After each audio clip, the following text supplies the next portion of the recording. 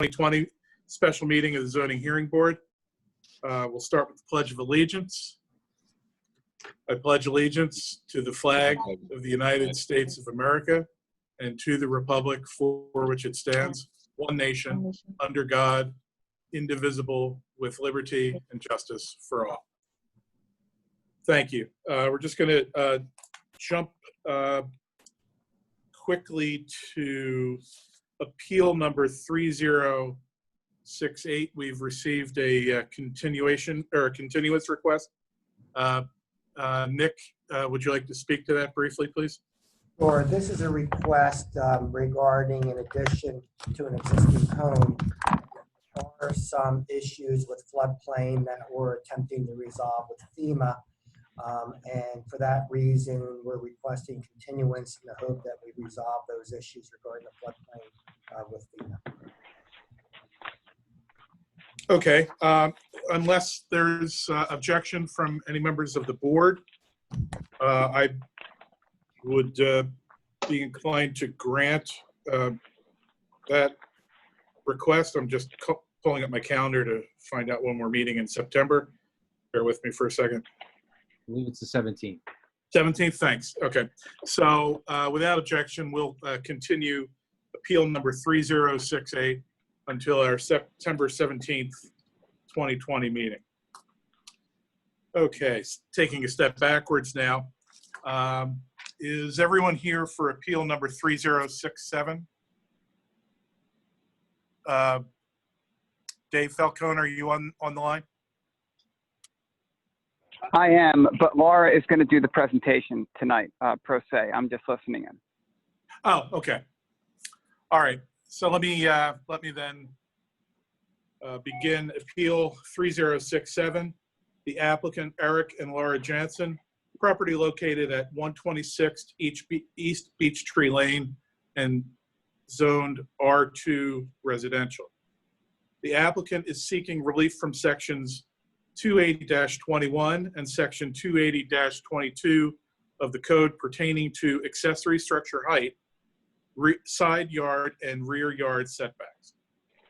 Applicant is proposing to reconstruct a garage 1 foot from the side property line and to maintain the pre-existing non-conforming rear yard setback of 2.14 feet. Okay, who's here for the applicant?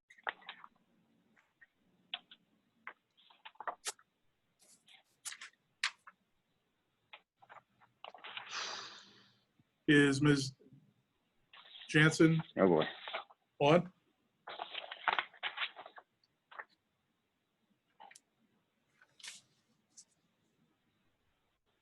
I see someone. Yeah, I see an Eric Jackson on the call. Mr. Jackson? Yeah, Jansen. Yeah. All right. Can you hear me? Yes. Yes, we can now. Okay. My wife is going to do the presentation. I am out of town at the moment, so I do not know where she is. I think she should Okay, be on. let's table this for right now. We'll get back to it.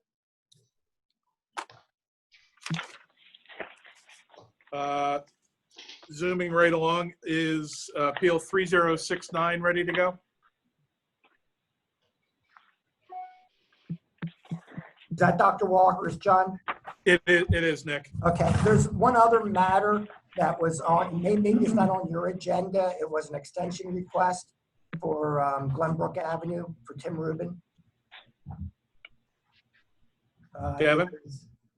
I know, is Kevin on, Kachansky? Kevin's on. Yes, it's a request. It was dated July 7th. You want to take it, John? I mean, it was on the agenda. It's on the agenda on the website, so I know it's on there. It's an extension request. I never believe anything I see or hear on the internet. Good philosophy. Hold on for a Can minute. can you hear me? Yes. This is Laura Jansen. Okay. All right. We'll skip back then to. Bear with me, Nick. Ms. Jansen, if you could just hold on for 1 second. Kevin, are you on?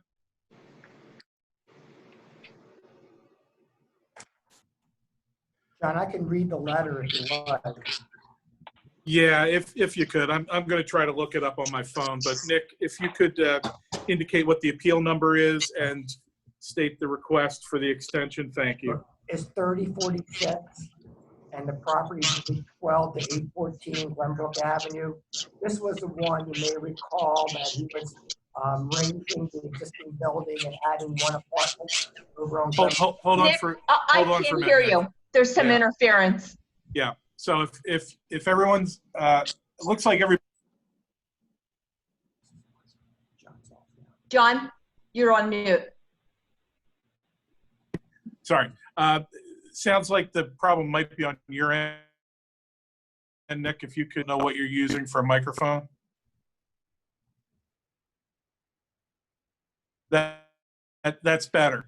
We were getting a lot of static, other background noise. Okay, go ahead. 812, 814 Glenbrook. And this was, relief was granted to add one additional apartment to an existing, well, he was raising the building and adding, going from 2 apartments to 3 apartments. This is the one near Bryn Mawr Hospital? You got it. And he needed to get preliminary land development approval, which he got back in March. Due to COVID and other circumstances, he still needs to get final land development approval. This is the first extension request, and we're asking for we're asking until December 31st, 2020 to obtain the required permit, just because we need to go through final land development approval, and then of course we need to go through the permitting process as well. Okay. Actually, it's pretty much a 6-month extension. Actually, it's a little less than 6 months, I would assume. Okay. Do any members of the board have questions regarding this request?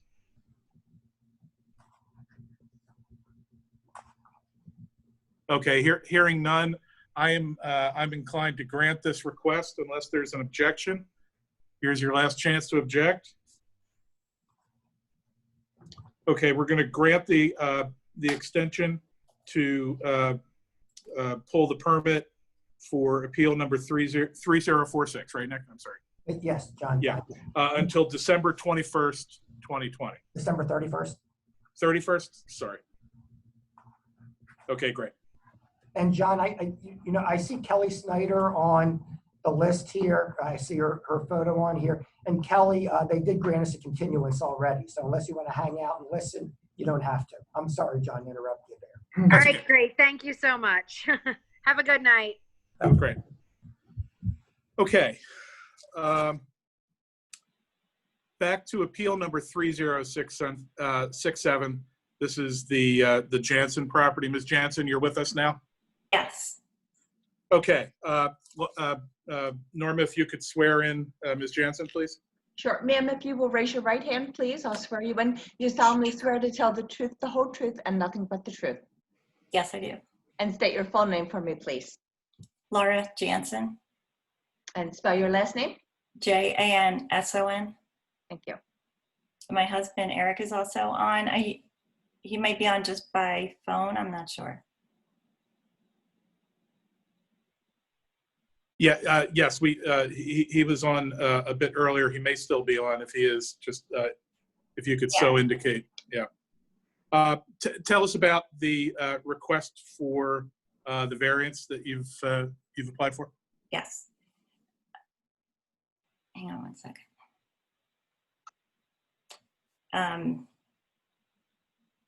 Sorry.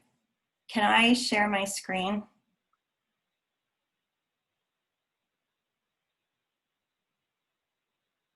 John, you're on mute. Trying to be a good citizen. Sorry. Ian, do you have all of the exhibits for the cases this evening? Yes, I do have all the exhibits. Okay. Ms. Jansen, were you asking to share the screen to add anything other than the exhibits which we already have in the file? You mean the PowerPoint? I just thought it was easier if I just scroll to what I want. Yeah, go ahead. Ian, if you could have share the screen there? You should be able to share right now. Okay, go ahead.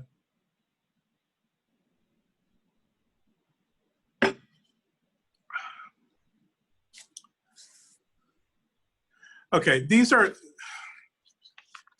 exhibits that were not included in the original package. Is that correct? Right. Kevin, are you on? Yes, Mr. Chairman, I am. I was of the understanding that everyone was instructed to have all of their exhibits to us, so Okay, so my understanding with this appeal is that we had asked everybody to provide us with copies of their exhibits, and this was an addition. I just learned of this today, that there was a PowerPoint presentation. So this is, once I learned of that, I asked for that to be submitted to us as well. Okay. Didn't necessarily understand that it was a different exhibit versus a PowerPoint of all of the exhibits. but you do have the PowerPoint? We do have the PowerPoint, yes. Okay, that's fine. I just want to make sure we've got a complete file. Correct. Okay. And- Okay. I can explain why it wasn't submitted with our original applications. We did have photos in there. Since then, I've talked to the neighbors and I've heard about some concerns. So that's why I wanted to provide more pictures during the discussion tonight. Okay. So- Okay. Please proceed, and we will we'll get to identifying exhibits as we go. Okay. The first exhibit you're using is the PowerPoint that was submitted this afternoon. Yes. Okay. Let me pull the file here. Usually we like to mark these exhibits in advance, which is why we want them in advance. So we didn't have them in advance, so let's figure out what we're doing. Okay, for the record, the application in this matter will be identified as Exhibit A1. There is a multi-paragraph narrative for zoning hearing board application, which we will identify as A2. There is a proposed additional building area schematic, which is this a subsection of the as-built that Momney prepared? That sketch?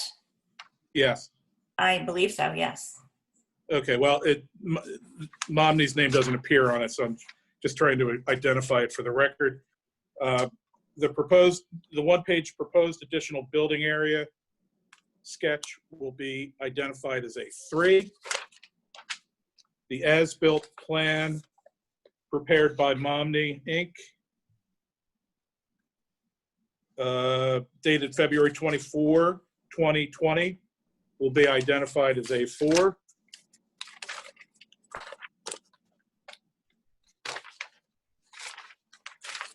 A 3-page set of photographs of portions of the subject property are identified as A5.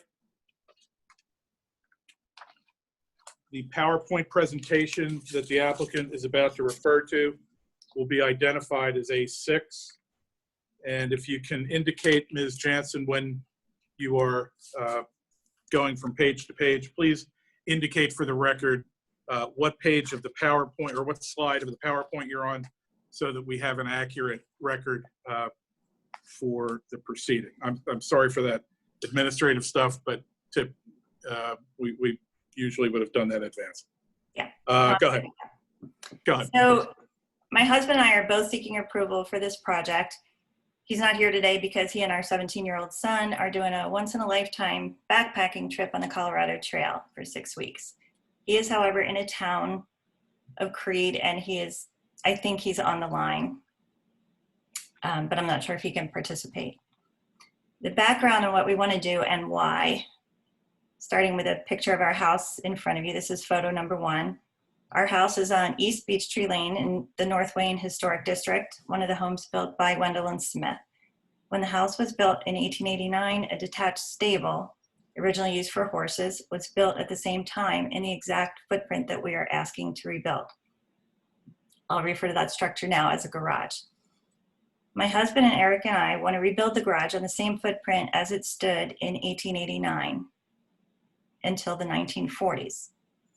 We want to keep the existing non-conforming condition of the roof height of 22 feet as it is now. We also want to keep the existing non-conforming condition of 2 feet from the rear property line as it is now. And we want to extend the building 15 feet to the east, building 1 foot from the east property line. These were the dimensions and location of where the building used to stand. Here's a diagram showing the proposed dimensions and location. We have not approached an architect for the garage yet because we don't want to spend money on design until we have approval for the building footprint. Excuse me. While folks viewing the proceedings on Zoom can see video, the record can't. So when you pulled up the sketch, please have the record reflect that the sketch is the sketch that we previously identified as Exhibit A3. Please continue. Okay.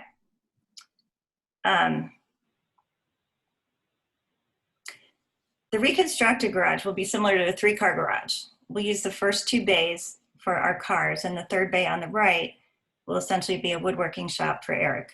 We haven't determined how we'll use the 2nd floor yet. Eric does woodworking as a hobby and does carpentry for our house, and he also uses his skill to serve the community.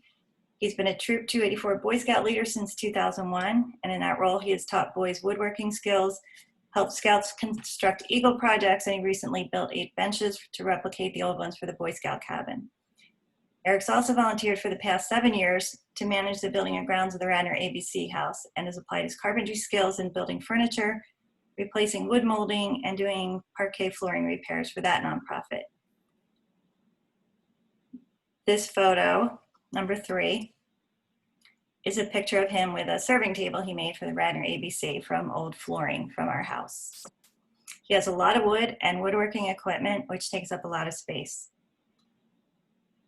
So the building stood as it was built in 1889 until the 1940s, when there was a fire that badly damaged the left side of the building and the 2nd floor. We know the approximate date of the fire because Mr. Wood looked it up in the fire department's records for us. You can see where the original building stood because the foundation of the building remains in the ground. That photo was submitted in our original application. It was the photo that said original foundation on eastern property line. So after the fire, the owners, perhaps not having the means to rebuild the garage, chopped off the badly damaged portion and put up a wall and slapped roof shingles on the whole left side of the building. This picture is number 4. It's a photo of that. You can see how the green roof shingles are on the left side of the garage, which is inconsistent with the rest of the building. And the number 4 refers to slide 4 in the PowerPoint presentation? Yes. Which is A6. Okay, thank you. Please continue. Right. And then this photo, number 5, is a front view picture of our garage. And you can tell the left side of the garage was chopped off just by looking at it. And then this is photo number 6, a picture showing, I drew in outline where the building would have stood. And this is approximate, as good as I could figure out. We purchased the house in 1999, moving into the same neighborhood where Eric has lived since the 1960s. He lived 2 blocks away on Chestnut Lane. We knew the garage was in poor shape when we bought it. The structure on the 1st floor had been damaged by termites, allowing easy access to the garage interior by raccoons and other critters. And the 2nd floor was damaged by the fire and is dangerously unstable. Eric fell through the 2nd floor down to his waist once. In the 21 years we've owned our house, we have poured our resources into restoring and improving the main house, all the while wanting desperately to reconstruct the garage and be able to park cars in it. We'd hoped to do it years ago, but it's taken us this long to sock away the money to rebuild the garage. It's long been an eyesore to us and the community. Currently, the garage houses Eric's workshop, along with garden and lawn equipment, snow blower, bikes, trash and recycling cans under the awning, along with other garage stuff that ends up there. As for the positioning of the garage, our driveway goes straight down the left side of our property, about 100 feet, to the back left corner. It's 1 lane wide until the end where it opens to the width of 2 cars, then it widens again to go to the right edge of the garage, as you can see in that picture. Our desire is to drive one of the cars straight down the driveway and into the garage. The second car would jog to the right and pull into the second bay of the garage. If you imagine our current garage as a 2-car garage, there's not enough space for me to pull into the right bay without maneuvering the car back and forth to straighten it and then pull in. I know because I tried it. It took 2 back and forths to get into the right bay, or what would be the right bay. We're requesting a typical configuration where the driveway leads into the garage. This is an important point that I want to emphasize. The 2-car garage as positioned now does not allow for the second car to go in without going back and forth. So if we were building a 2-car garage, I would still be requesting that the building be moved to the left to the eastern property line. I want to address consistency with other garages in the neighborhood. The restored garage will be consistent with others in a historic neighborhood of North Wayne. Most houses in this area, especially those on interior lots, have the configuration where the driveway leads to the back corner where the garage is located. There are several garages within a 2-block radius of ours that are the size and scale of what we are proposing. 2 stories, most of them original structures. This photo, number 7. These are the streets I walked. This is just to show you the streets I walked on from our house, which is that little blue tag.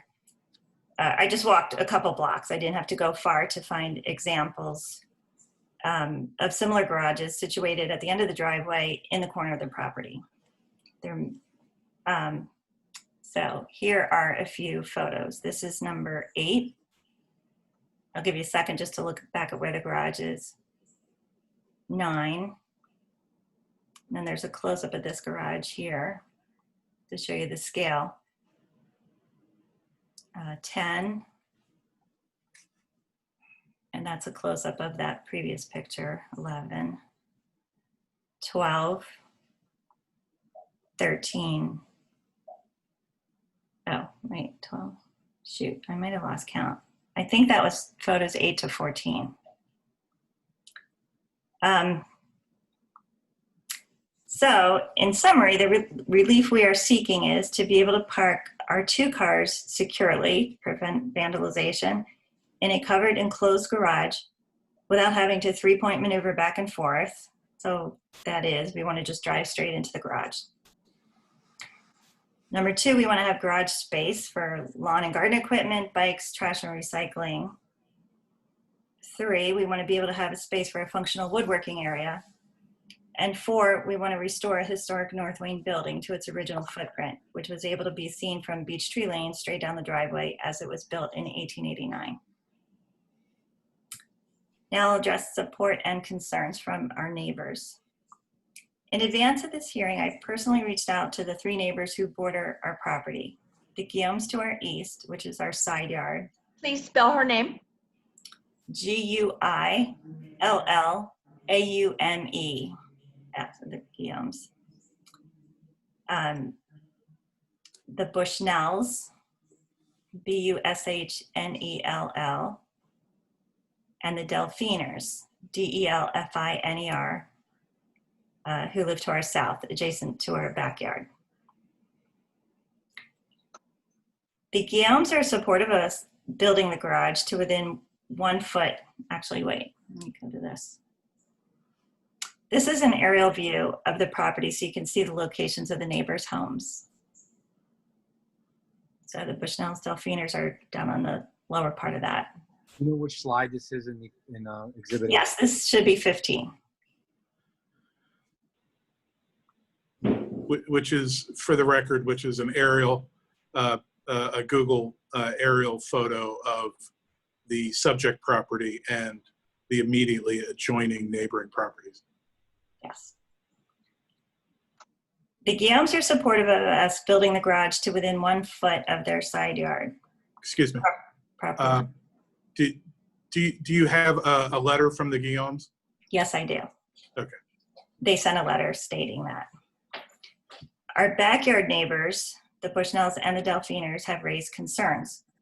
To try to understand and address their concerns, I've had 2 in-person discussions with Rick Bushnell and 2 Zoom calls with both couples together.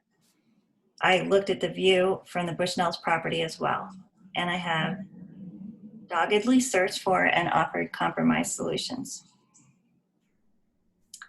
While we don't see our back neighbors much, I want to let you know that we are cordial and have not had any issues to date. And at the outset, they seem willing to consider a compromise solution. I'll address each of their concerns as they have expressed them to me. Starting with the Bushnells. Concern number 1. I'm going to go to photo 16. This is a view of the Bushnells from our driveway. So you can see the peach-colored building behind our garage. That is the Bushnells' house. I have 2 pictures of the view from their backyard because he invited me into their backyard to see what it looks like. So that's our existing garage, our existing house, looking from their backyard. That's just another view. So those are photos 17 and 18 of the view from their backyard.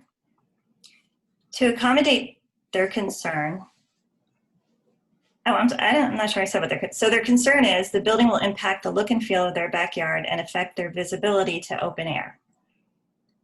To accommodate their concern and to increase their view of the sky, we have offered to step down the roof height on the left side or the eastern side by about 5 feet in height.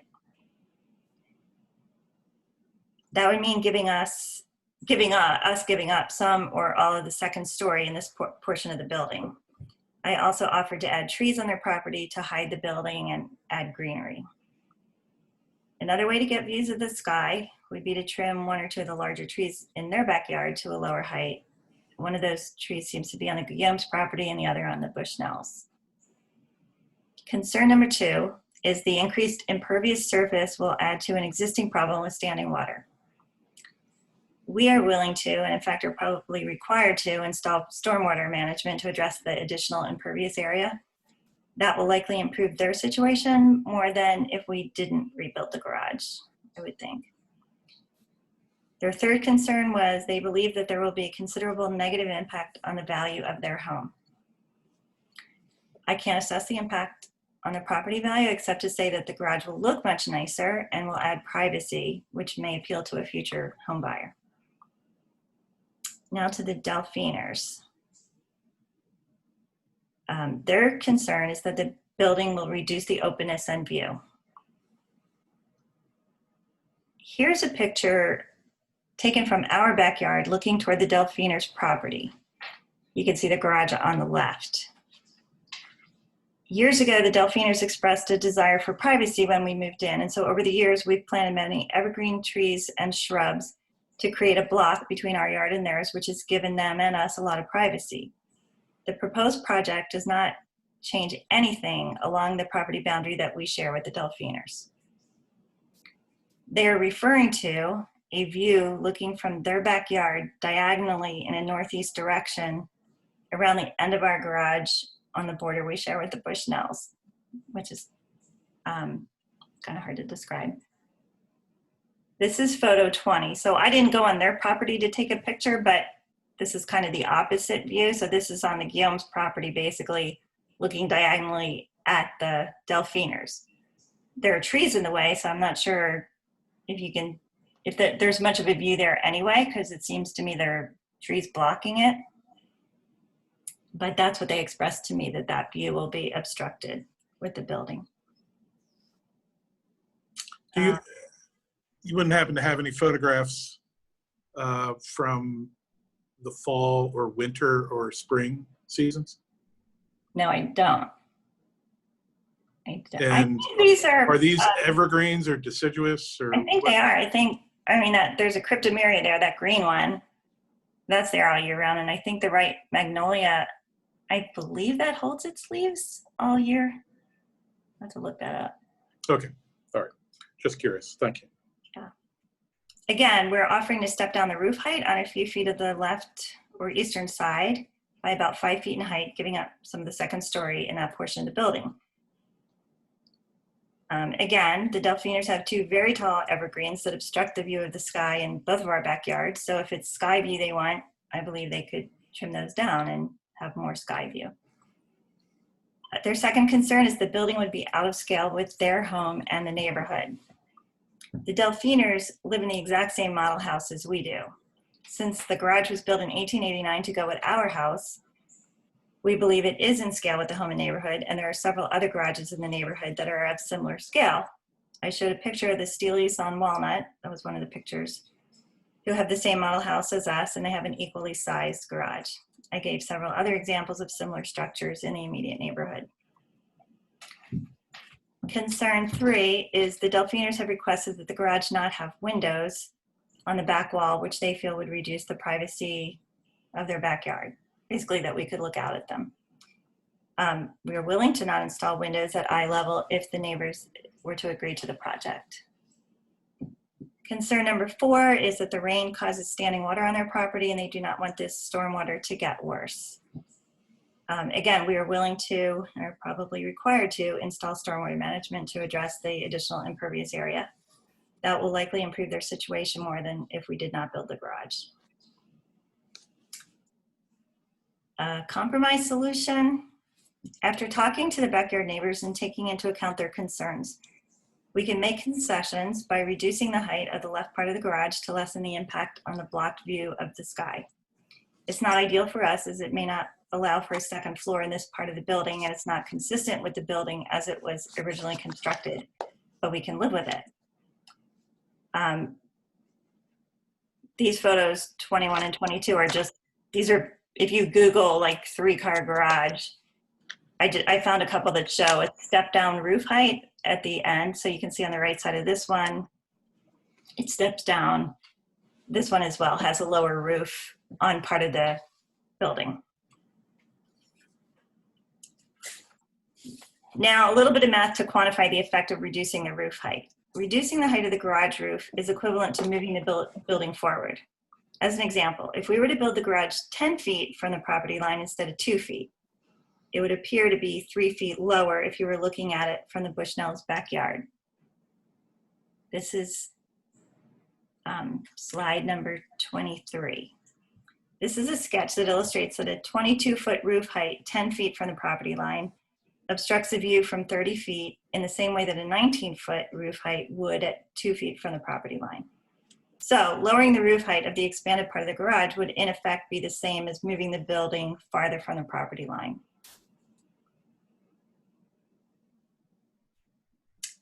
This picture shows an estimated outline of the new garage and the spatial view it would obstruct. Looking at it from the Bushnells, showing both the 22-foot height and reduced height, all of which are approximate, but you know, I just kind of drew it in there. So let's say that instead of requesting a variance for the whole building, we request to build a single car add-on to the existing garage, set it 10 feet back from the property line. 10 feet would be within the code to build from the back property line, so we wouldn't need a variance for that. However, that would have the same visual effect on the sky view as reducing the height by 3 to 4 feet and leaving it 2 feet from the property line. For us, though, it takes away 8 feet of space that could store a lawnmower and snowblower. As for the eastern border, perhaps we can shave a foot off the width. We've offered that as well, but we can't shave much or we won't be able to get the 2 cars in. Moving forward, I know the zoning board likes to hear that all the neighbors support a project 100% before giving their approval, but I believe I've shown that a hardship exists, that we can accommodate some or most of the neighbors' concerns and have been willing to compromise to lessen the visual impact by making a structure a little bit lower and a little closer. And we are asking for the minimum necessary for a functioning garage. We also hope you agree that restoring the historic buildings is important to preserving the integrity and history of the North Wayne community. That is my presentation. Thank you. Are there questions from the members of the board? And for Norma's benefit, if you're going to speak, please identify yourself before asking your questions. Thanks. John, it's Rich Weitzman. Hey, Rich. Hey, okay. I just have a couple of questions. Ms. Jansen, are you going to take out the basketball pole that sits there, or is that going to remain? I asked because I just want to get a feel of where the garage is in relation to the property. Yeah, line. now the basketball pole is a couple of feet. I mean, as well, it wouldn't impact the garage. Okay. And so there's no plan then to widen the driveway either? No. Okay. Okay. That's what I wasn't clear from the photograph. And I wasn't sure if that was part of what needed to be done. Okay. And the existing building you're going to leave intact, correct? I mean, it's not structurally sound as it is. So we would basically knock it down and rebuild it because, like I said, it's got termite damage all around the edge. And the footings are not what would be up to code today. So I don't think we could just build right on it. I think we would have to kind of knock it down, start from scratch, and rebuild it. Okay. My last question, on the height on the step down to the left side. So you're looking for 22 feet. In that picture, it's actually a good one. The 22 feet is the top of the roof line, correct? Yes. Okay. And then what were you proposing then for the step down height? I think I said I'd go down 5 feet. So to 17 feet? I mean, you know, like I said, we haven't met with a designer, but. Well, one of the challenges that the board has is that to the extent a decision is made to grant relief, we need to be very specific as to what the relief is. So that's the purpose for Rich's question. Okay, And, so I think 5 feet is acceptable to drop it. Okay, thank you.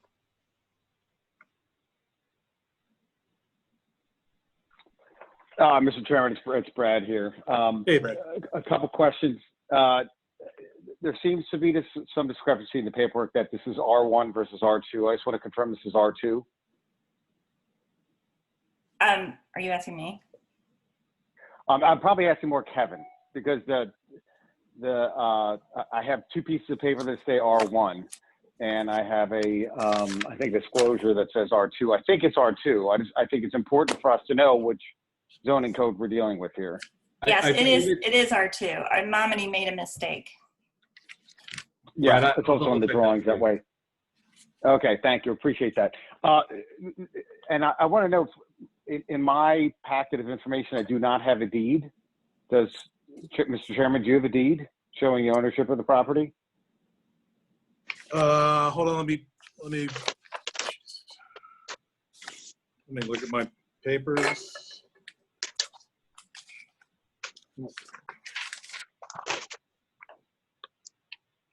No, in fact, Brad, I do not see a deed. Perhaps Kevin, if Kevin, do you have a deed? I don't.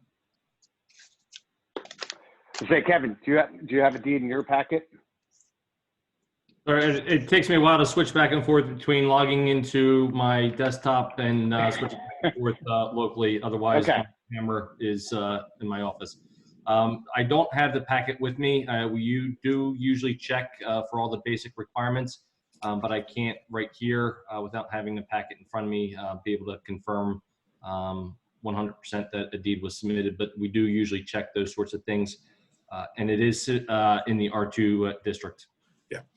Kevin, Okay. can I trouble you to do something real fast?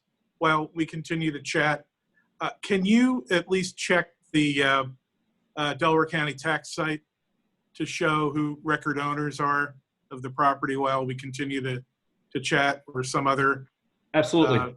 some other authoritative source for Sure. record ownership? Thank you. Mr. Chairman and Brad, the Momney drawing does have the parcel number and deed book number as well, listing the Jansons as the owners. So Oh, okay. we could accept that as evidence of their ownership, but obviously that's pretty easy for us to Yeah. confirm as well. Well, again, we're supposed to have all the information, ahead of the meeting, and obviously a deed is one of the fundamental documents that shows that the applicant actually can be here. I guess what's my other question? Explain to me your hardship again, because one of the aspects of variances is there's a variance associated, because you're looking for a dimensional variance here. There's an oddity with the property that makes it hard for you to do what you want to do without a variance. Because I think, at least from what you've shown on the record, there's certainly ample opportunity to put this within the code. I think you even said that you could put it 10 feet up, still have a two-car garage. So it is physically possible to put it here on the property and not require a variance under the code. Well, it would still not like- require a variance because you'd be 1 foot from the eastern property line. No. I'm sorry. Go ahead, Brad. I'll let you. Yeah, the point is that in order to get a variance, there has to be something unique about the property. That's one of the ways to establish a hardship, and I'm sure your counsel told you this. And one of the things that we look at is it possible, is it feasible to put a garage somewhere else in the property? So meaning, could you possibly put a two-car garage at least 10 feet away from the principal building and still have the ability, notwithstanding impervious, notwithstanding other code regulations, to be able to put a garage physically on your property? I get that you want to put it where you want to put it, but one of the things that we have to look at is it feasible to put it on another piece of the property without requiring a variance? That's kind of one of the things that we consider, because again, it's great to see all these other garages and stuff like that in other parts of the neighborhood, because it obviously establishes that you're doing something in conformance with the rest of the neighborhood. But they may have approached it differently, meaning maybe when theirs is old, they just put some more lipstick on it and made it so there was no need for a variance. But in your case, since it was already torn down, you've kind of lost the ability to kind of you could rebuild what you have right now under the code to be fine. It's a matter of this extension is kind of saying you're building something fresh. And when you're building something fresh, absent a hardship, again, a hardship as to the property, or a hardship as to, well, if I put it in this location, it would cost me an extra $100,000. Again, I'm sure David, Falcone went through this for you because he's a great attorney. But we need to see this on the record, because one of the things that we do not want to have happen is us vote a certain way and then suddenly get overturned because we don't have a hardship here. And I think we always want to get that on the record. So have you looked at placing this at another location? And is it possible? To put it in another location without getting a variance, like the minute we knock it down, we need a variance. So, right, that's correct. If you put it like 10 feet forward, and first of all, if you don't build to the left, you can't pull the cars into the garage. Like even right now, like I said, to pull a car into the right side of that garage right now, you can't do it. You can't make a straight shot. You can't like just jog to the right and go straight in. You have to go forward. I apologize for interrupting. I apologize for interrupting. There's nothing that says you have to pull your cart in straight. No, not even do straight. jogs. I mean, you just do jogs. Oh yeah, but I'm saying there's fine nothing with in the code that says that you have to drive straight. I mean, many people will drive in curves and all that stuff to get this in. I mean, I'm more looking for, well, Brad, if we put it within 10 feet of the property, I'd have to increase my impervious over what I have today, and I need a variance for that, and it would cost me an extra $100,000. Right. Those are the things that we're looking for to try to substantiate that this really is the only location, or not the only location, but one of the best locations for it for some other reason. Because again, in cases of hardship, having space to put at your mower, having a woodworking shop, I'm trying to think of what else, not having to go back and forth to get your car in is not a hardship in our minds. Honestly, under the law, it's just not a hardship. So we're trying to find ways to get a record that shows that there's a hardship that we think it would not be overturned on appeal. Because that's what happens. So being able to park a car in a garage that doesn't present a hardship. Our cars have been vandalized before. And so I'd like to be able to park it in an enclosed space. Unfortunately, when we use the word hardship, and this is unfortunately a term that has a very specific meaning in Pennsylvania in terms of zoning law. And it is as Brad has suggested, it is a characteristic or condition on the property which makes it nearly impossible, if not impossible, for the property owner to fully enjoy the use of their property. So you're describing inconveniences. You're not describing hardships as they are understood under Pennsylvania zoning law. That's a little bit of the difference. If there were a steep slope to the right of the existing property, for instance, the existing garage, that would require you to have to do something very difficult, or if you were, you may even be prohibited from practically building a garage because of a physical condition on the property. That is understood to be a potential hardship that can give rise to relief to a particular property owner. Okay. The fact, go ahead. So if we were to have a 3-car garage that was 10 feet from the property line, so didn't require a variance, we would have to add additional driveway space to the right to be able to drive down and pull into the garage. So that would add impervious surface. It would also, if we had to be 10 feet from each property line, so you pull that whole thing forward and move it to the right, then I think the Delphiners would say, oh, we don't like that because now there's a building behind our house instead of the Bushnell. So it's just going to be which house gets that addition. But anyway, I realize that's not the hardship part. Well, but the suggestion though is that it might not require a variance. Right. Right. You can do it by right. Yeah. You can do it by right. Right. This is George. George, I can't hear you. Okay. Can you hear me now? Yes. Okay. It's George Nagel. Laura, so the existing space, looking at the garage at the front of it, going to the left, the existing space is 16 feet, it looks like on the drawing. Let me look. Yeah, that's what it looks like. Oh, yeah. There's 16 feet and we wanted to build 15. Okay, so I guess consistent with what other people are asking, for example, you can go over 6 feet without being any concern on that side. So I guess to make up for it, you'd have to add 4 feet on the west side. And, is that doable? You end up with the same size of garage.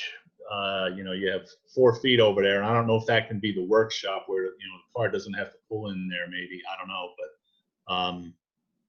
I'm just, just working through some ideas here. The other question I had is, you had mentioned these alternatives. Have the neighbors signed off on those alternative structures? In other words, they give you a go-ahead on the assumption that you'll make those changes? Or that No. hasn't? Yeah. No, I mean, those were offers that I made, like to lower the roof height. And initially they thought that they wanted to find a compromise solution. But then the last time I talked to Mr. Bushnell, he said, you know, I didn't mean to mislead you. I just can't approve this at all. So it seems he was close to the idea of a solution, like any compromise. Right. So if we would only go out 6 feet or leave, 6 feet, because we'd have to leave 10, it just would, we'd have to expand it to the right. Right. And we would still need a variance to do that along the back property line. Yeah, I understand. Well, My husband sent me a text saying it's difficult to use the property to the left as it is now because of the size of the side yard. Well, sorry, it's Brad here. The expansion of a nonconformity is allowed under the code, right? Correct, Kevin and Gus? So there wouldn't be a variance required. Well, yes. Because we're only expanding. Brad, it is if you preserve the foundation out of the ground. We use a 6 to 8 inch guide for that. So if there is an existing foundation for the garage that they would be preserving, they can extend along the non-conforming plane. Got it. Okay. So there's kind of your answer. So you could do it by right if you only went 6 feet, as I'm looking at the garage, to the left, and then 4 feet to the right. So it sounds like it's somewhat doable. well, Brad, Again, you just don't have your perfect driving. Yeah, Brad, I'm sorry. It's John Riley. I got the sense from the sketch that it is a 15-foot addition, right? On the survey, on the survey it has 16 feet. Yeah, it's 6 inches. They plan to add 15 feet to the existing structure. Got it. So if they can go, I guess, 6 feet on one side, it would be 9 feet on the other, right?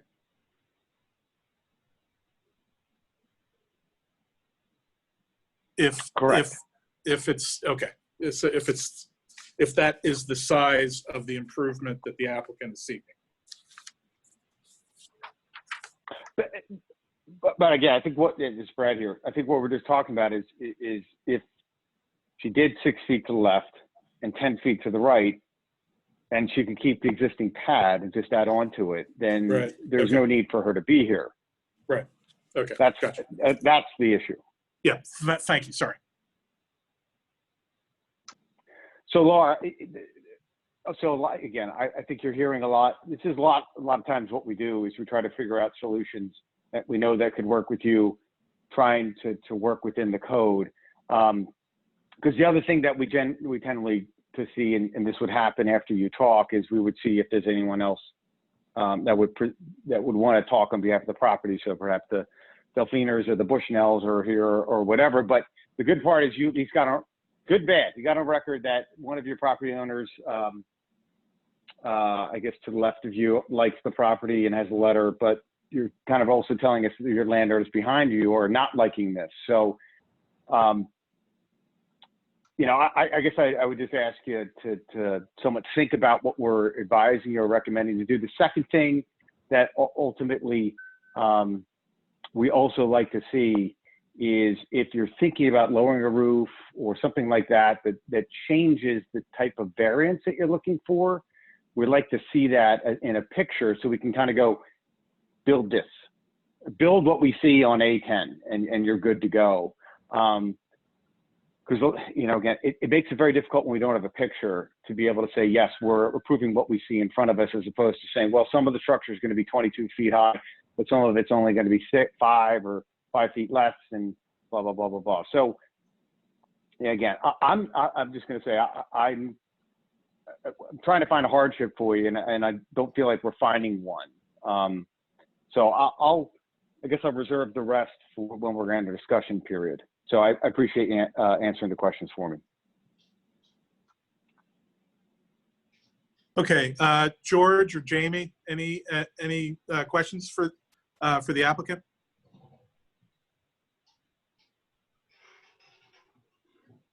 No, at this time, thank you. Okay, George. No, I guess if you can just briefly explain what you like to see. You're trying to get 2 cars plus a workspace in that space, right? Right. I mean, And- and the workspace would be basically just like a third bay of the garage. Yeah, and I'm just wondering if that 3rd bay could be on the west side where you wouldn't have to drive into it. So you wouldn't have to expand your driveway maybe. Well, the third bay would be on the west side. Do you mean the left? If you go under the idea that you go 6 feet to the east and then the additional space you go out to the right, if you decided to do that. Right. So you still would be able to get to 2 cars in the garage, and then the bay to the furthest side to the west, you wouldn't be driving into that bay necessarily. Right. Right. I'm not sure that the second car, I'm not sure if we add 6 feet onto the left, if that's enough for the second car to get in without going back and forth, which it seems like that doesn't matter to you guys. Yeah. I don't know either, but.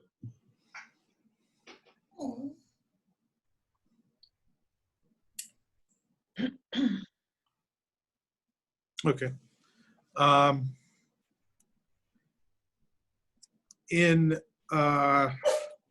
You said that while you've had the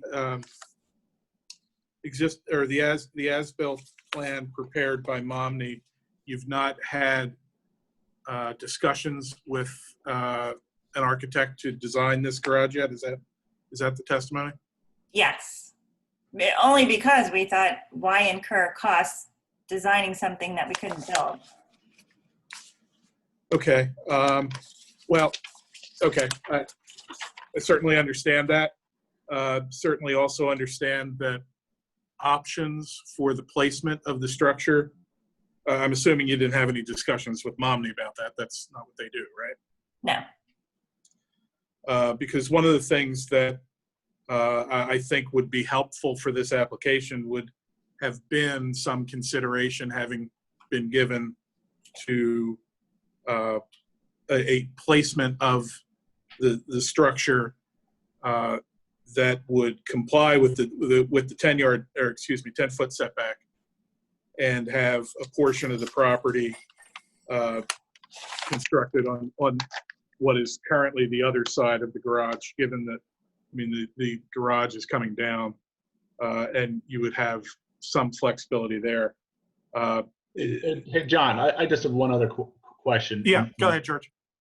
Maybe this is for Gus or Kevin, but the original foundation from 1889, which based on the testimony, it sounds like that part of the building burnt down in like 1940. Would that original foundation be considered the pre-existing nonconformity as opposed to where the wall is now? I mean, your code, and like most codes, define it as a building. A nonconformity is a building, not necessarily a foundation that hasn't been used in, how long are we talking about? Over half a century? Yeah.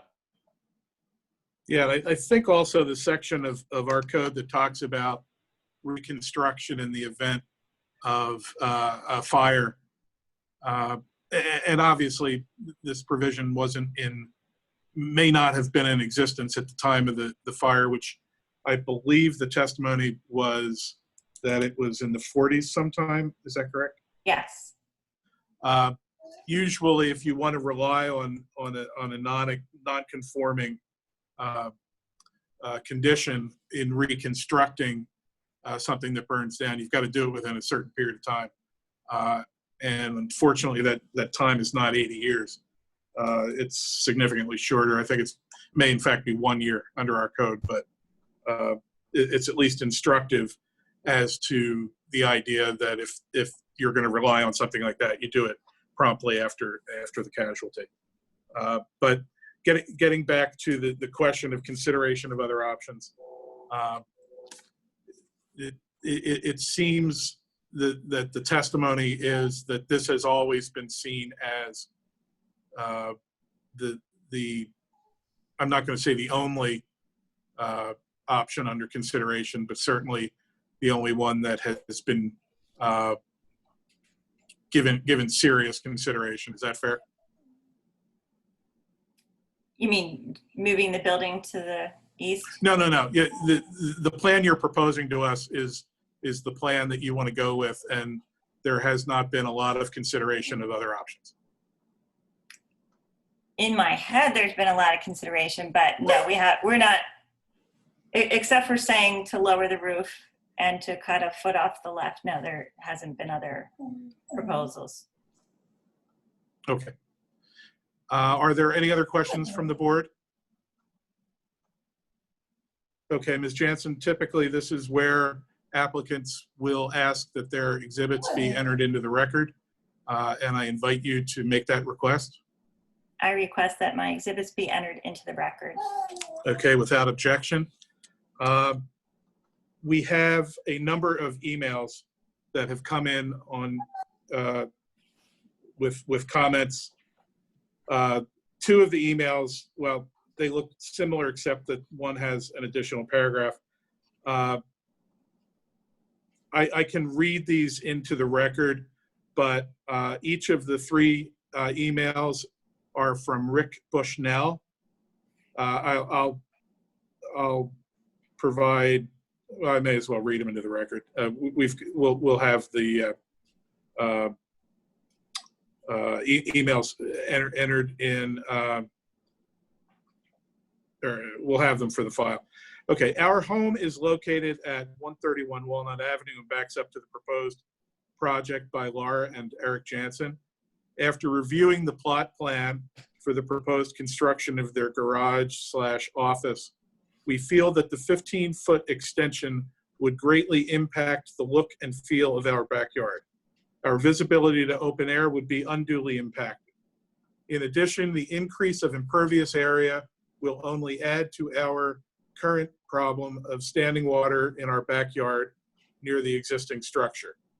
We also feel that there would be a considerable negative impact on the value of our home.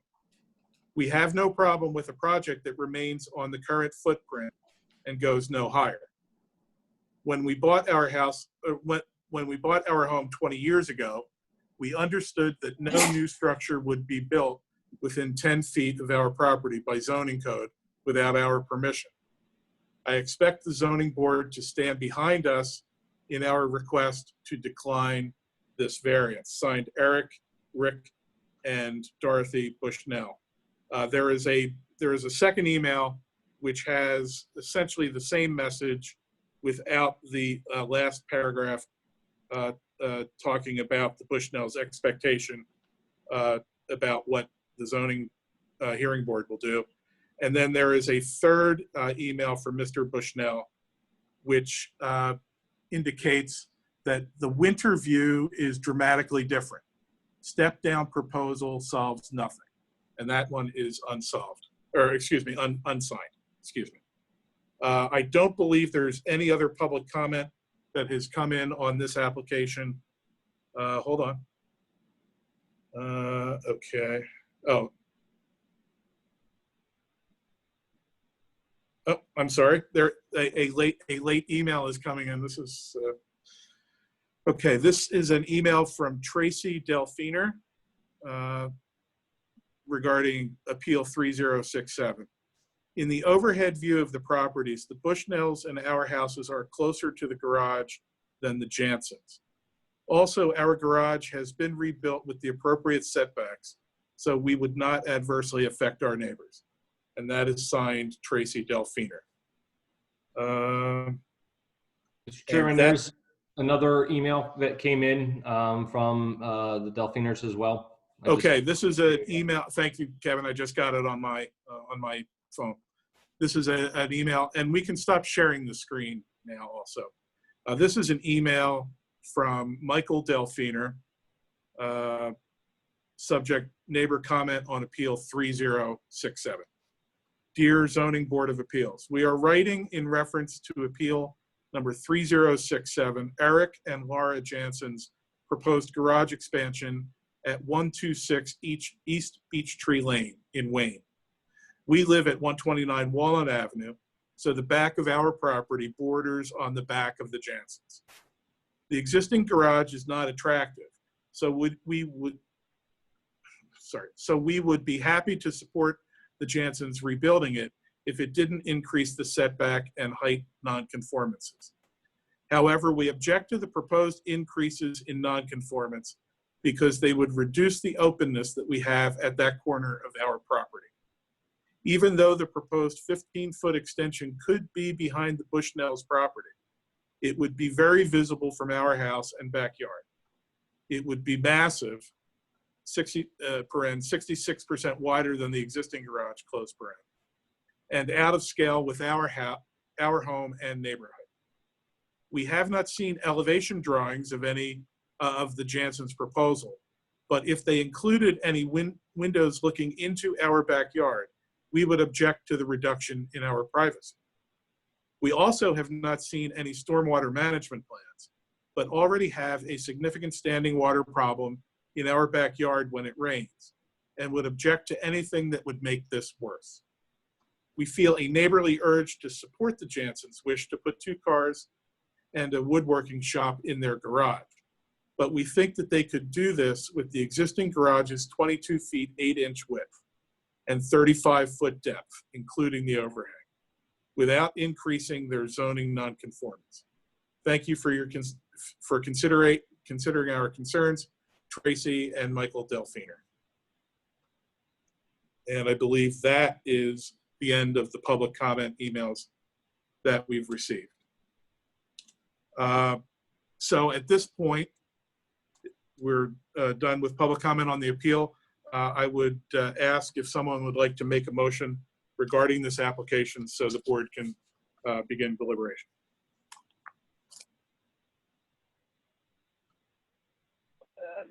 Mr. Chairman, in light of, I think, what we've heard, I wonder if maybe the applicant might want to request a continuance to continue to talk to her neighbors and perhaps come back to us in 60 days, because you have 60 days till our next meeting.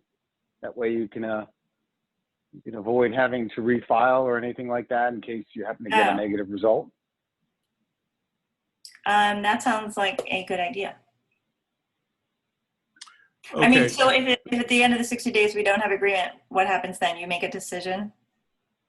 Right. If you would ask for continuance now to go to speak with your neighbors, we would, in essence, suspend our discussions on this matter for now until the time of the reconvened hearing, at which point we would hear from you. You would indicate whether you've reached an agreement with your neighbors, or if you've been unable to reach an agreement with your neighbors and wish to go forward on the application and the evidence that's been submitted this evening. It's entirely up to you. Sometimes it helps get to a solution. Other times it's a nice try, but it doesn't. But it's entirely up to you. We can proceed this evening, or you can ask for a continuance and talk to your neighbors. Your call. Yeah, it sounds like there's no downside to me doing that. Right? It would just put off the decision.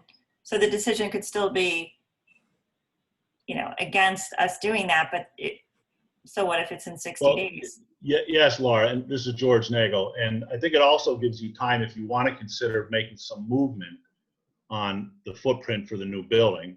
Now, if you do move west, there's I think there's going to be a variance required. Let's assume there is. One thing to point out here, having your neighbor approve of your plan is not a prerequisite to you getting relief under the zoning code. Under the zoning code, you can have by right or you can have by variance. if you can show hardship and the zoning board members believe that you have a valid argument. But obviously, it helps to have neighbors consenting. But Yes. just so you know, it's not a prerequisite. Okay. Can I ask one question about the, if we were to extend the building in either direction, left and right, do we need a variance to maintain the 22-foot height? Yes. Like, would that be an existing non-conforming and be approved? We don't give legal advice, Yeah. which is, I know sounds crazy. I know it sounds completely crazy to you. There's a line of thought that you're not increasing an existing nonconformity either with respect to height or with respect to distance from the backyard, the back property line. If you were to extend no further than where you are now, I would encourage you to check with your counsel on that one. Okay. I think that would be a useful question for you to ask. Okay. Mr. Chairman, while we're on the issue of the continuance, the only suggestion I would make to the board is not granting the continuance unless, of course, the applicant, Mrs. Jansen and Mr. Jansen, understand or are waiving the time requirements that you have to make a decision. Right, and let me explain what our solicitor just said. Under the municipality's planning code, the MPC, we have a certain period of time from, is it the close of testimony? Or, Gus, or is it? Right, it is from Yeah. the close of testimony. So we have a set period, I believe is it 45 days? 45 days. Yeah, it's 45 days from the close of testimony within which we need to render a decision on the application. If you ask for a continuance and we would continue it to our September meeting, you would also be agreeing to extend the period of time that the board has to render a decision after we get to the reconvened hearing in September. You're saying it could be like the middle of November before you'd have a decision. Under the municipality's planning code, we have that much time. Okay. If you were to come back and say we couldn't work anything out with the neighbor, I suspect that evening we would be in a position to make a determination one way or the other in terms of the application. If you come back with something revised, I mean, we'll see what happens there, but it could be somewhat, it could be stretched out a little bit. Okay. You know, my husband sent a text saying, but do we need to come back for them? But Eric, if you're listening, I'm not sure what, come back for what. Like, so we would, so in September, we would come You would be here, on the agenda. but it would be abbreviated. I wouldn't Yes. do a whole presentation. You would remember. Right. As much fun as this has been for you, we will not make you do it again. Okay. Hi, this is Eric.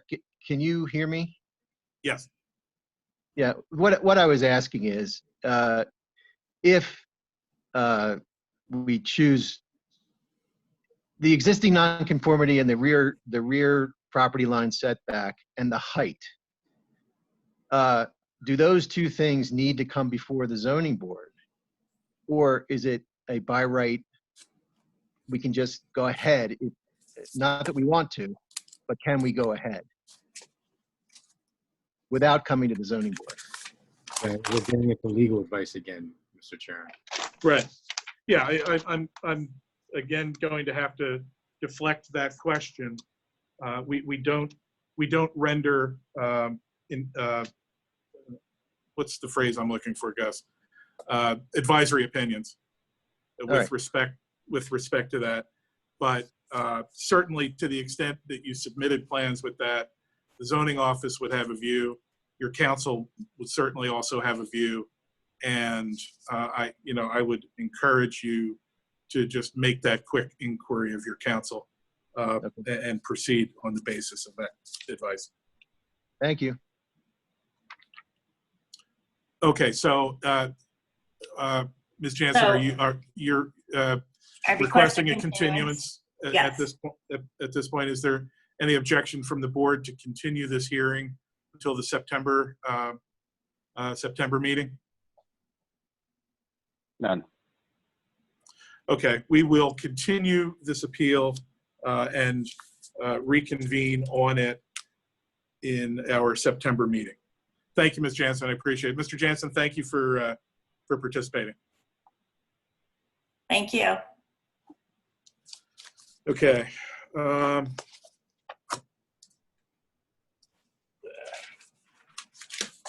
Sorry, lost my agenda. Okay, Mr. Cornelia, I guess we can return to the extension request, or did we grant that extension? I think we granted that. Okay, good. All right, thank you. And that was not Snyder, that was the additional. Yes. Yes, That okay. was one, yeah. And Kevin can confirm that he did receive a letter. and Yeah, we did receive a letter, and that was for Okay. 3046, and it was granted. Okay, all right, great, thanks. All right, so let's move on to appeal number 3069. The applicant, Walker Family Properties LLP, property located at 372 West Lancaster Avenue and zoned C2 commercial, R5 residential. The applicant seeks variances from section 280-122 C2, 3, and 5 of the code relating to the height of a wall sign, the sign area of a freestanding sign, and the letter size of an awning sign in the C2 commercial zoning district. In the alternative, applicant requests such other relief consistent with the exhibits and testimony. Mr. Cornelia. Thank you. I have Dr. Walker in the office with me in the conference room, and I'm going to turn it around so you can see him, and I'll ask the questions. If you have problems hearing me, please let us know, and we'll try to do something else. Try to keep them closer to the computer, Nick. It seems to work better when you're closer. Okay, Norma, would you like to swear in the applicant? Yes, sir, if you'll raise your right hand, please. I'll swear you in. You solemnly swear or affirm the testimony you're about to give will be the truth, the whole truth, nothing but the truth. I do. And state your full name and spell it for me, please. Rockland D. Walker. First name's R-O-C-K-L-A-N-D, and then Walker's W-A-L-K-E-R. Thank you. Rock, where do you reside? I live off of Shimoni Road near Eastern College. And did you acquire the property that's listed as A2 in August of 2017? Yes. And that property, when you purchased it, it was a restaurant building? Correct. And you have since raised that building and constructed a medical office building? Correct.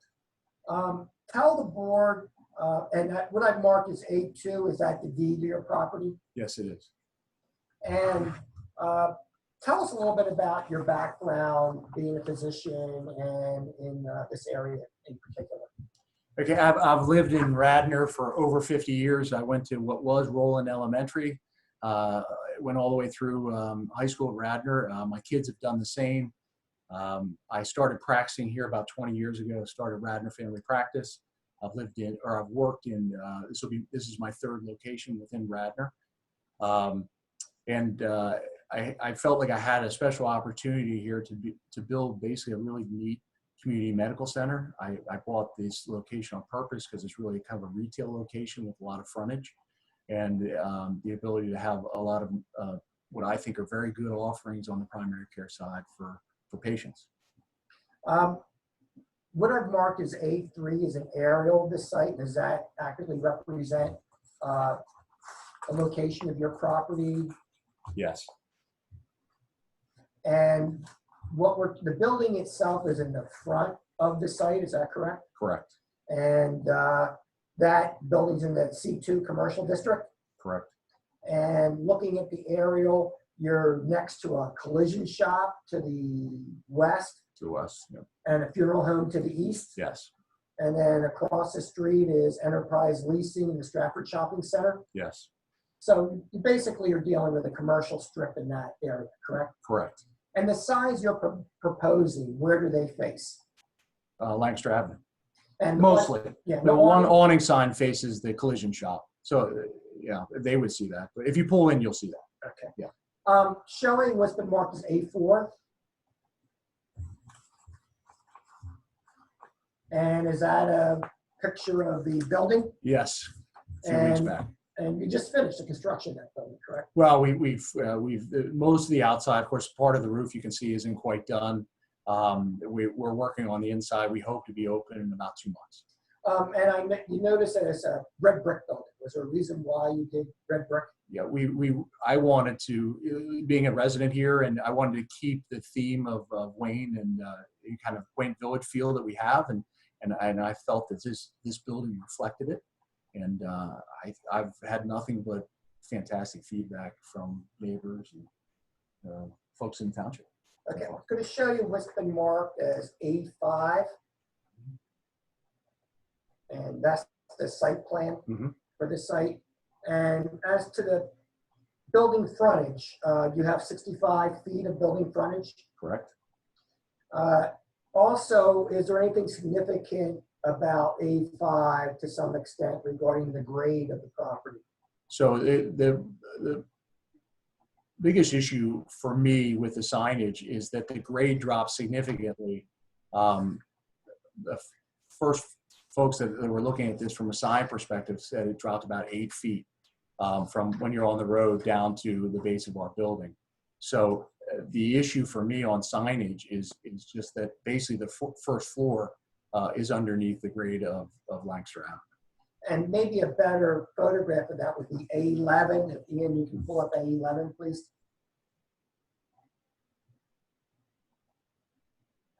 So you can kind of see there, we have a temporary sign up. On this one, you can see some other signs that are more on grade, the fencing, and then you can get a little bit of an idea. You can see some of the windows there on the first floor, the tops of them. Now I'm going to show you what's been marked as A6.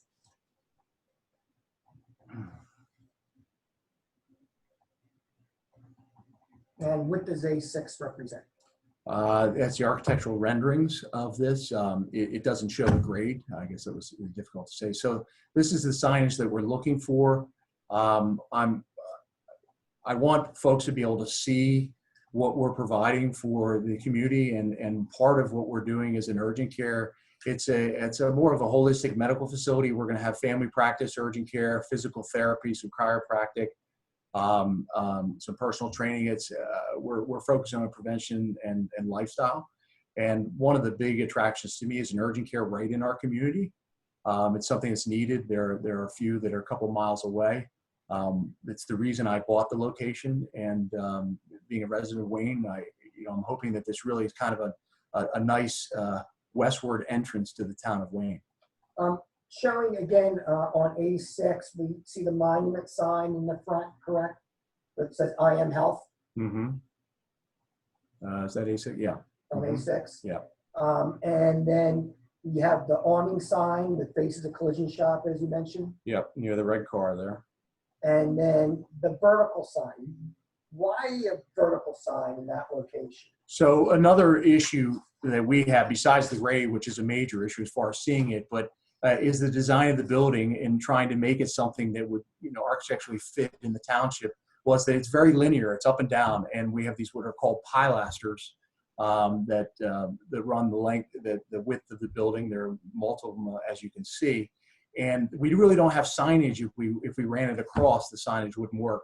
I also wanted that look of kind of the old pharmacy look, where the sign ran vertically as opposed to horizontally. So I thought it would look really nice for the community. Showing you A7. And does that just show the location of the signs on the site? Mm-hmm. Yes. Now, as I mentioned, your building frontage is 65 feet, which means that you have a total sign area, allowed sign area, 130 square feet. And is it true that what we're proposing is a sign area of 99 square feet? Yes. So it's substantially lower than what Yes. you're allowed as far as sign area is concerned. Mm-hmm. Right? Yes.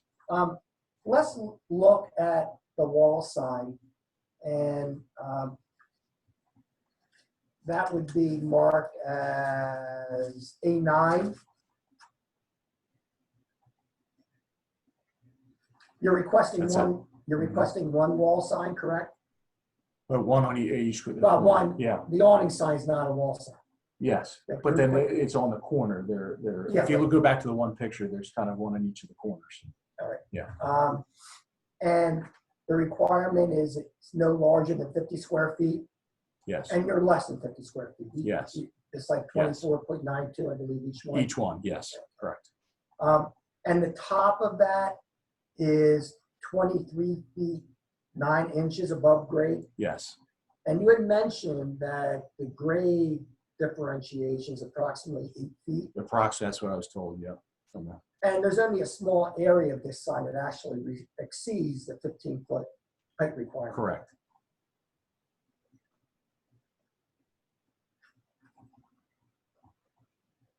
Now, as to the freestanding sign, which is A8, again, you're requesting one freestanding sign, is that right? Yeah, one monument sign. Yeah. One monument sign, Mm-hmm. and it complies with the height requirement, Yes. but it does not comply with the 30-foot sign area requirement for a freestanding sign. Correct. But proportionally, I believe it looks really good, and the design review board, I think, agreed. Okay. Yeah. We'll get to that later. Okay. You got approval, just to Yes. be marked as an exhibit, your Okay. approval from design review Right. subject is going to be correct. Right.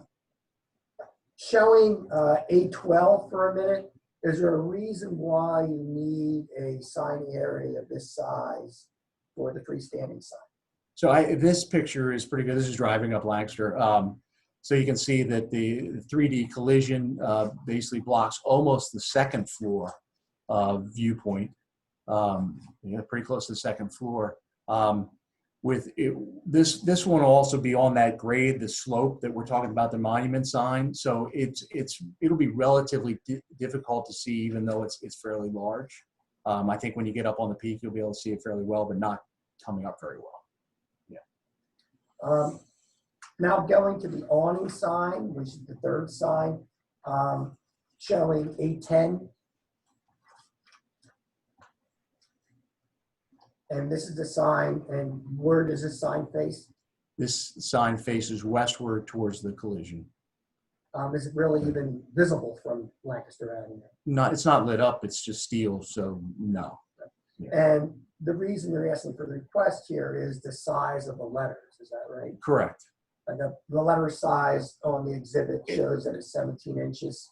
I think maybe they're 14, I could be. Let me just double check that, what the sign is.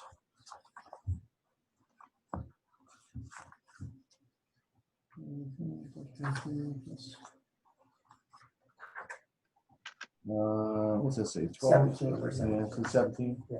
Well, I'm looking at the IM is 12 something. Right, the IM's 12, Yeah. 12 and a half inches. 17 are the larger. The larger letters are 17. The smaller letters are 12 and a half inches. And again, this is a proportionality thing. I believe we have mentioned A12 again. If you could just quickly tell the board what A12 represented. Did we see A12 again? Or? Yeah, A12.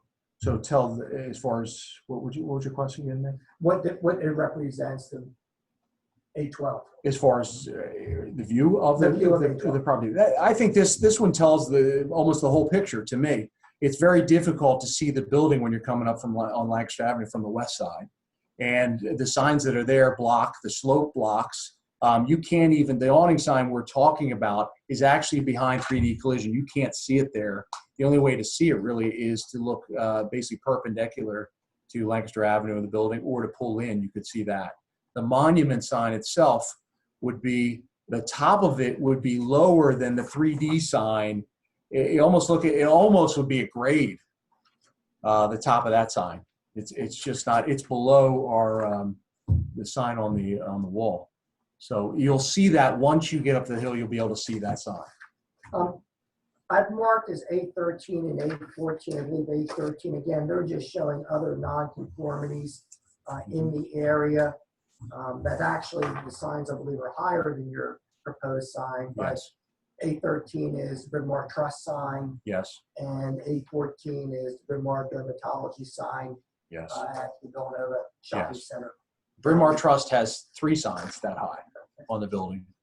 I'm And sorry, Nick, I'm sorry, what is the second picture there with Starbucks? That's in Villanova, the new building of Villanova. That's a dermatology. It's Bryn Mawr Dermatology. It's the Villanova Shopping Center. It's not Villanova. Yes. Yeah. Okay. Yeah. In Villanova. In Villanova, right. And finally, A15, Rock, Mm-hmm. is that the approval from So the- last month I was at Design Review Board, and we discussed basically all the signs, went through it, and I think the consensus was that it looked good. They thought that the building looked very good and the signs matched, and proportionally they looked excellent. The issue was that they're not able to grant relief at all, and that I would need that because of the height restrictions are the ones we've discussed basically. So to reiterate the hardship that we're talking about here, you had mentioned a change in grade. Yep. The building design itself, Mm-hmm. the way the building is designed, and the location of it on Lancaster Avenue on the street. Yep. Mm-hmm. You have an adjacent sign that blocks the view of the signs on your property, Mm-hmm. Correct. and also just the aesthetics of it from a throwback nature, as you mentioned on the vertical side. Mm-hmm. Is there any other area on the building that you could put the wall sign? Not really. I don't know. We would have to cover windows. Just I'm not sure how we would do it. And it would change. It would take the look away. I really am proud of the building. I've heard nothing but very, very good things from neighbors and the rest of the community. I think that wall sign really, really looks nice. It representation of like an old pharmacy. It'll be, I look at this facility as a place for the community. If you don't go to the hospital, you can come and we can take care of you. So I look at it as a community fixture, and I think the signage in the building is befitting for Wayne. Thank you. That's all I have. Just request the exhibits be made part of the record, please. Without objection. Are there questions from members of the board? Yeah, it's Brad here. Nick, just to confirm, just so I got all this right. So variance for the wall sign is to go from 30 to 58.33. Variance on That's a monument. Brad, oh, sorry, the freestanding sign. Sorry. the freestanding sign is square footage, correct? Okay, and then the height is for the wall sign to go from 15 feet to 23.9, and then for the awning side, it is just to go from a maximum of 8 inches in lettering to 17 inches in lettering. That's correct. Okay, great. I summarized it right. Fantastic. And explain to me again, I got the urgent care, I got the wall sign, I understood that. Help me with the awning. Why does it need to be 17 versus 8? Where's that? What is it? What's your hardship there? Would you like me to answer, or Nick? No, or? no, you go. Okay. Yeah, I think the hardship there is that the letters would probably look pretty small in comparison to this building. That's the main hardship. I mean, it's not not facing Lancaster Avenue. Right. You'd be lost. I'd almost get rid of them if you say 8. I'm not sure it'd be worth doing. It would look funny. Yeah, I mean, again, it's a building, and I don't want to throw up something that looks pretty funny. Right. Now, I certainly see the slope as compelling for the reason for the 2 different signs.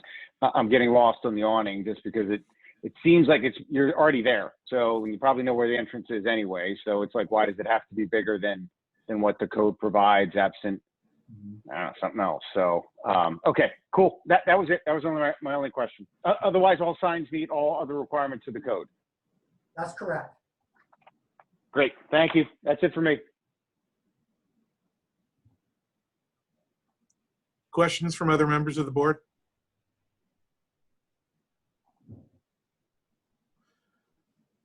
Okay. I have one quick question. It relates to actually the construction of the building itself, and whether as part of the construction the grade was changed and specifically lowered as part of the construction, which would exacerbate the issue of the first floor being somewhat below the level of Lancaster Avenue. Was there anything about the nature of the construction or how the building was constructed which had the effect of lowering the grade and creating the hardship? The short answer is no. We had to build on the former site of the restaurant. I'd say if anything, it's higher. I don't remember exactly with the engineering. It might be slightly higher than what it was, but we basically built on the old footprint. There was an old non-conforming that we got rid of, so we moved the east wall a little bit west to get rid of that. And essentially, no, we didn't really change the grade. In fact, the parking lot and the driveway in is the same. Okay, thank you. No other questions from the board? Okay, Kevin, I have not seen any comments in the email. Do you have any that may have come in late? Mr. Chairman, we have not received any comments on this appeal. Okay, that being the case, I would invite someone to make a motion with respect to the application so we can start deliberations. Sure, I'll do it if it serves the board. Motion to approve a variance under sections 281.22C2 and C5 of the code relating to the height of a wall sign and the sign area of the freestanding sign. And my second motion, which obviously would be separate, would be to decline a variance on section 122C3 relating to the lettering size of the awning sign. So I'm bifurcating two motions, one in favor of variance, one not. But we can vote on the first one first if everyone's in favor of that. Okay, let's get some seconds. Second those motions. Thanks, George. Okay, let's talk about the first motion on the wall sign and the freestanding sign.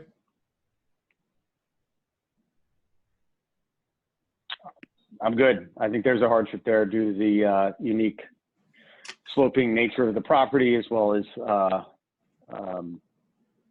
the view from the roadway and the oddness of the slope down on the roadway leading up to the property. Yeah, this is George Nagel. I agree. I think the view from the road, which is probably most important, I don't think you're going to see much of that sign if it has to meet the code requirements. I'm in agreement with George. It's Jamie, Norma, and Brad for the wall sign. Okay. So there being no other discussion, I'll call the vote. We're going to vote by roll so that Norma can accurately reflect the voting. Jamie, how do you vote? Jamie Foreman? I approve. George Nagel? Approve. Rich Weitzman? Approve. Brad Delezia? Approve. John Riley, I also approve. So that motion, or excuse, that carries 5-0. The second motion is to deny relief for the awning sign, requesting relief from the height of the characters as required by the code. Any discussion on this one? Can I ask a quick question? It's Jamie. Sure. So obviously the awning is visible as soon as you pull into the parking lot. Are there any other exits or entrances, emergency doors that we're not seeing in this picture? Go ahead. You want me to? Go ahead. Jamie, they all face west. So the front door and the two emergency exits all face west there. Okay, and this is the only signage that we would see for the help. From that, There's nothing else that is marked on the outside of the building that we can't see because of the slope and because of just the trucks in the picture. It's hard to see. Correct. As far as the awning sign, if you pull in the parking lot, you'll be able to see that from the Lancaster Avenue. It's it's back a little bit ways. It's pretty low too. So There's no other sign. correct? no, there's no other sign. Just the ones we've discussed. Okay, thank you. And Jamie, that's actually a good question. For the emergency exits from the building, is there any way of using either of those as a means of ingress to the building?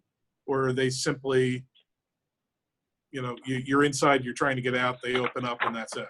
That's probably how I'll have them. I want everybody to walk in the front door. Okay, so that being the case, do you need a sign if the door itself is? Okay. Yeah. That's discussion for the board.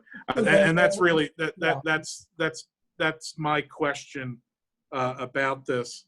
I understand that, the sign itself might be somewhat out of proportion to the remainder of the building.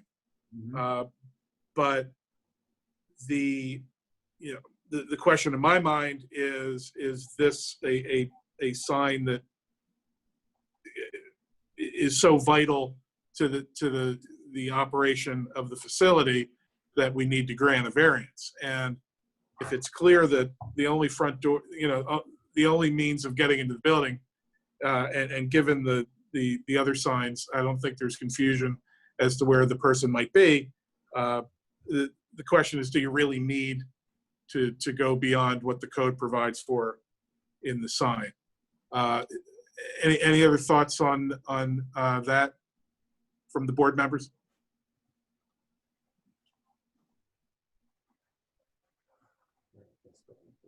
Okay, hearing none, I'm going to call the vote on the motion to deny the application for relief for the awning sign. I'll call the roll. Ms. Foreman? Denied. So you are in favor of the motion denying the relief? Favor of the motion of denying at this time, yes. Thank you. Mr. Nagel? In favor of the motion. Mr. Delezia? In favor. Mr. Weitzman? In favor. And this is Riley. I'm also in favor of the motion denying the relief for the awning sign. So I think that's it. Dr. Walker, good luck with the project. It certainly is quite different than what was there before, and it's quite a structure. And good luck with opening it up.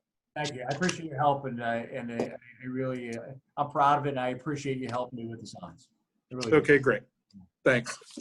Thank you, everybody. All right, thank you, Nick. Let me find my agenda. We're heading for the home stretch. Okay, our last item this evening is Appeal 3070.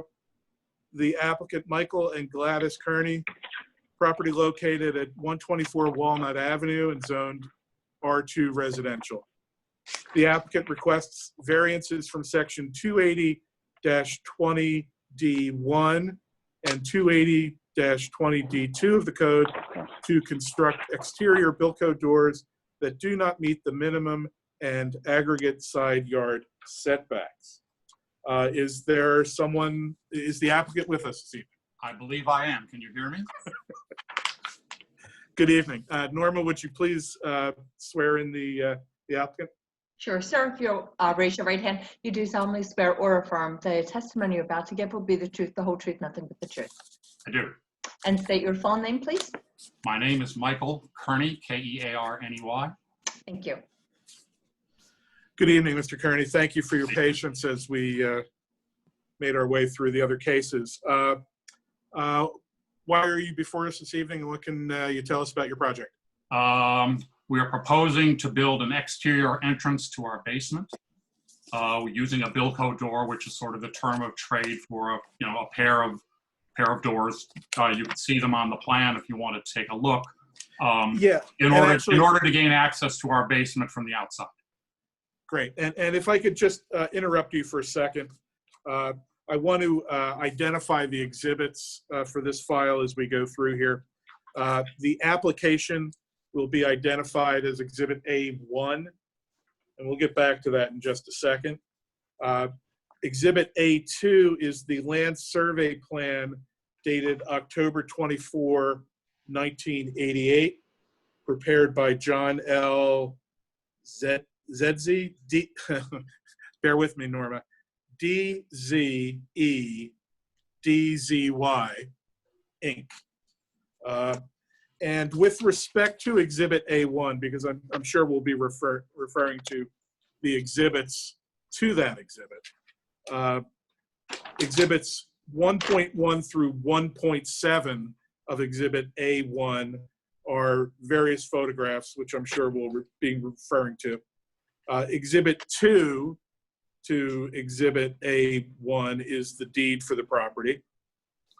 Exhibit 3 to that Exhibit A1 is a discussion regarding the requested relief that we'll talk about this evening.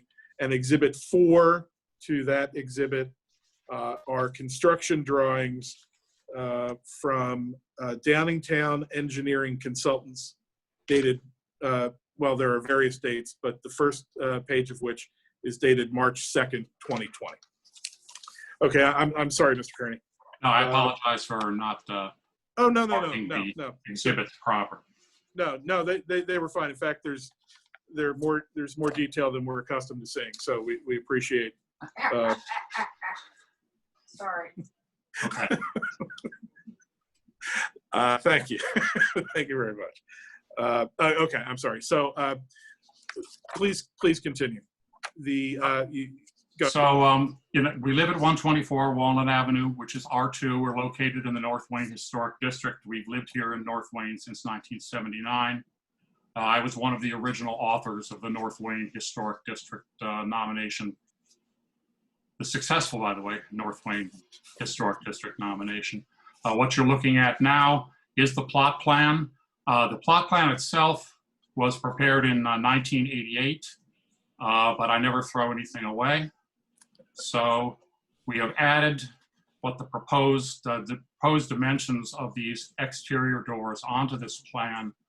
They're marked in red. I think we may need to zoom in a little bit more if we can. So you can see, Walnut Avenue is to the top of the drawing. So this pair of doors, which is the little red triangle there, or little red rectangle, off on the left, right there, and marked on the plan as well are the various setbacks that we're talking about. So the door would be sited at the location currently of a basement window that goes into the basement. And it then extends 5 feet 6 inches off that west wall towards our neighbors, the Brantons. And it encroaches into the side yard setback by 1.14 feet into the allowed 20-foot setback. The current non-conforming, or I guess it's actually conforming, is the porch there at the top, which is 21.21 feet off of the side yard.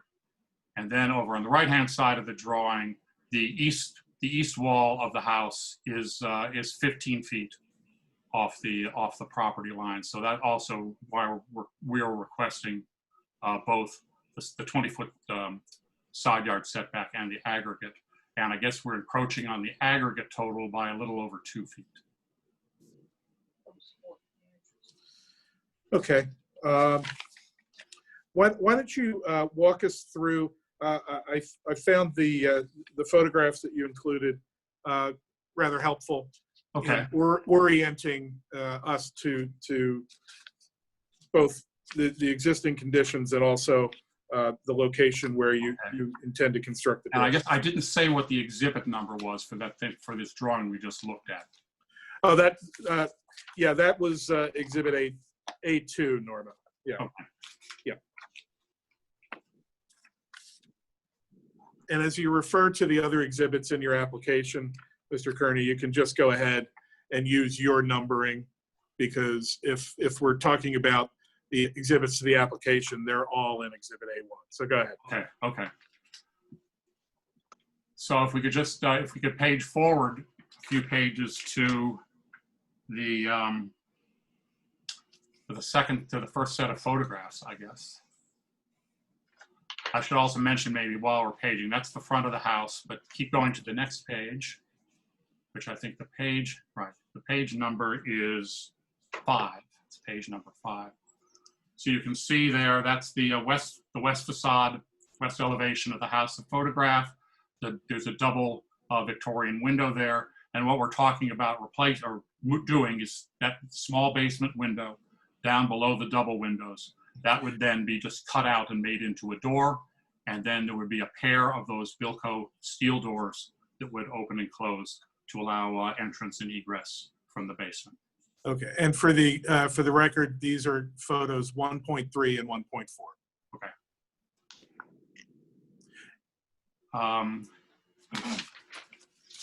See if I. How far out from the sidewall of the property will the door end under the plans? From that sidewall that you're looking at, 5 feet 6 inches. And is that in looking at photo 1.4? Is that a sidewalk or a path of? Yes, it would encroach into that sidewalk by about 6 inches. Okay. Okay. Thank you. Mr. Kearney, just a real quick question about the Bilco doors. Do you know if they are somehow attached to the building or if they're freestanding on the concrete foundation that you're going to be pouring? They are. There is a mechanism for fastening and sealing the doors to the wall. I'd have to check what the engineering specs are, but I'm pretty sure. And the foundation itself is tied into the new block foundation would be tied into the existing stone foundation. Right, and just a question for our zoning officer. So, and Kevin, do you generally consider something like a deck I'm sorry, who's speaking? to be part of the? This is Brad. Sorry, it's Brad. Sorry, Norma. Sorry. Kevin, do you generally consider decks as part of the building structure when you're looking at setback requirements? So yes, when you have an accessory structure that is attached to the principal structure, it's considered part of the principal structure. And I believe wording similar to that is in our code. But if for some reason this was not attached, it would be considered you would consider this as more of an accessory structure. Well, when it's not that would attached, have to be 10 feet. Separation requirement. I believe in most districts, if this is R2, a 10-foot separation requirement from the structure. So in the case of a deck, it would be attached or freestanding with a 10-foot gap. Obviously, you couldn't have a freestanding set of Bilco doors separated by 10 feet. Okay, I was just making sure that because I thought I was under the impression that the decks were treated separately. And just to get on the record as well, it seems that the highest point above grade these doors are about 1 foot 10 inches. 22 inches. That's correct. So which is above, is an inch or two above that window that you see in the photograph. Yeah, and it seems like the area that is, let's say, if you sliver off the piece of the Bilco door that's in that you're asking for relief on, it's really, really low to the ground. It seems like. Yes, the actual foundation itself is about 2 inches above grade. Okay, and so the Bilco doors will add probably at the most maybe another 2 inches of height. So yes, something like that. Yes. Yeah, I mean it's really small. Okay. But unfortunately, the code is the code. So it's almost de minimis in a way. Well, that's not for me to say, or is it? That's a great answer. Okay, thank you very much. I appreciate that. Awesome. Thank you. And Mr. Kearney, so I understand the manner of construction here. There is a foundation for this set of doors that will be constructed towards that path in photo 1.4. Correct. On the sides, and then at the front of where the door will locate, and then the stairs will be built within that. That's correct. That foundation. Yes. And then the doors would be affixed. So basically, you have it going down the stairs. You have a straight shot into the basement. Okay. And in case the board's determination would rest on this issue, you've heard a bit earlier this evening about our typically looking to identify a hardship when an applicant is requesting zoning relief. Is there anything you'd care to say or have us consider with respect to the existence of hardship? Right. Because we're sensitive to being in a historic district, it was our preference actually to locate the door elsewhere towards the rear of the house. However, well, or on another window, let's put it that way. We couldn't put it on the front because then we'd have to deal with the harbs not liking a large door sort of sticking out the front of the house. The rear window, there are 2 on the driveway, which is a non-starter. There are 3 in the rear. The problem there is that the sewer line that serves the back part of the house runs right by or underneath those windows. So in order to put the stairs there, we would have to relocate the sewer, or make it go down and back up, which would require a sewage ejection pump. And we thought, since that sewer serves the kitchen, the upstairs laundry, and a half bath in the rear of the house, that would be a really not a good idea, and an additional expense, because as you know, in North Wayne, gravity works a lot better than the electricity. So we basically, it is visible from the street, but the Harb has given us the approval there. So this was really the only choice we could make. But it's something that we need to do to be able to, first of all, move large objects in and out of the basement, which we can't do now, because the only other way in and out is through the interior stairs, which, if you've been in any of these houses, are not suitable for taking anything large down them. And also, although the basement is not finished and we do not currently intend to finish it, we would still like to have the option, perhaps, or a future owner have the option of providing emergency egress from the basement. And these stairs, the stairs there, meet all of those requirements. And then, therefore, it's a future consideration that we would like you to bear in mind. Okay, thank you. Any questions from members of the board for Mr. Kearney? Yes, this is George Nagel. Mr. Kearney, your neighbors to the west, have they chimed in on this? They have not. I assume they got a notice. They did. Okay. East. No, the west. That's the Browns. No. Okay. If there are no other questions, Mr. Kearney, this is the point in time where applicants typically request to have their exhibits entered into the record. Would you care to do that? Would you please enter our exhibits into the record? Without objection. Kevin, I have not seen any emails with public comment. Have you? You are correct, Mr. Chairman. No emails have come in. Okay, great. That being the case, I would request that someone make a motion so that we can discuss this application. George Nagel, I'll make a motion to approve the application. Any second? Jamie, thank you. Okay, discussion. I'll jump in first. I am inclined to grant this on the basis of a de minimis variance, as opposed to the dimensional variance requested. This really is quite a modest incursion, if you will, into the setback, and I see no harm being done by granting this on the basis of a de minimis variance. It's Brad. I 100% agree. Okay, let's call the vote, if we will, if there's no other discussion. Ms. Foreman, Approve? Mr. Nagel, Approve. Mr. Weitzman, Approved. Mr. Delizia, Approved. and I approve. The vote is 5-0.